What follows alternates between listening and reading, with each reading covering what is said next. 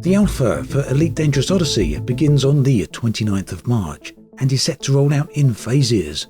Frontier have now detailed the roadmap, so let's jump in and take a look. The alpha will occur over 4 separate phases. Currently, none of these are actually dated, and there's no information on how long each one of these will last. What is known is that the first step will begin on Monday. The first phase then is called First Steps and will begin when Alpha launches.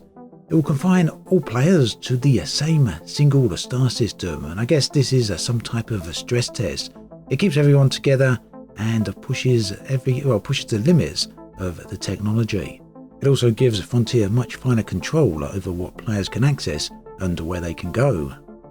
Now, not only will the players be confined to a single star system, but they will not have access to any ships.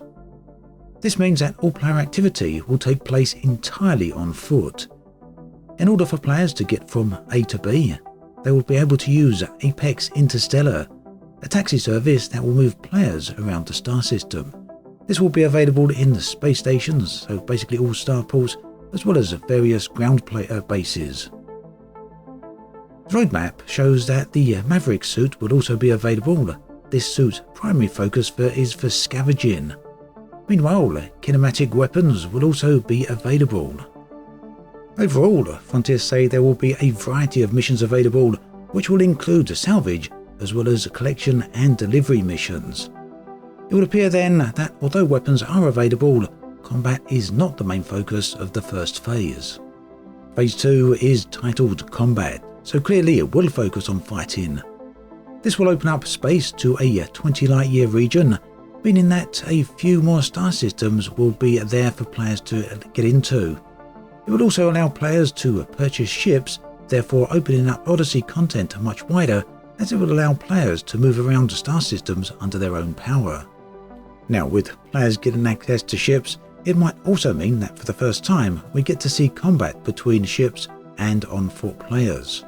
The combat specialized suit will be accessible during this phase. That's the Manticore Dominator.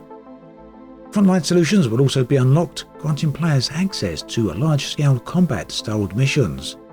Now, from what I can understand, it seems that these missions will work somewhat like a deathmatch arena, for want of a better phrase. Or, then again, considering the size of Elite, as well as the types of areas in which combat can take place, a better way of describing it might well be large-scale theatres of war, within which players will be able to conduct combined arms warfare.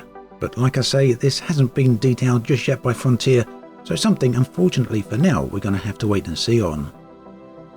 Now, the available missions during Phase 2 will also be expanded to include neighbouring star systems, as well as access to points of interest where missions will also be able to be conducted. The third phase is called Exploration and will open up 50 light-years of playable space.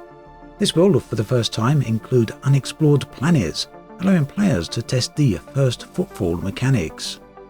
To tie in with this, the Exploration suit will be released. The name of this suit is the Artemis.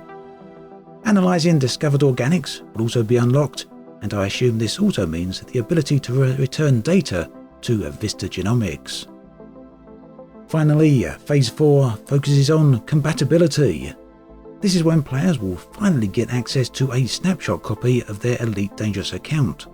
Basically, at this point, Frontier will copy your current character, assets, and everything else onto the test server for you to do with as you please. Phase 4 will also bring carriers, ships, fighters, and SRVs together for the first time. Now, as I mentioned earlier, as yet there's no details on how long each of these phases will last, but with Odyssey likely launching at some point in May, it seems unlikely that each phase will be much longer than 1 week or maybe 2. Access to Alpha will be available to anyone who pre-ordered the deluxe version of Odyssey. It will also be available to anyone who owns the Lifetime Pass, which was on sale briefly at different points between 2012 and 2015. And of course, the Lifetime Pass shouldn't be confused with the Horizon Season Pass. The Horizon Season Pass doesn't cover Odyssey, the Lifetime Pass does include it. So there we have it, a bit of insight as to what to expect from next week and beyond. Also, do keep an eye out for the next video, which will contain information and details and some footage on the upcoming station tour. As always, thanks for watching, and I'll catch you guys and girls next time.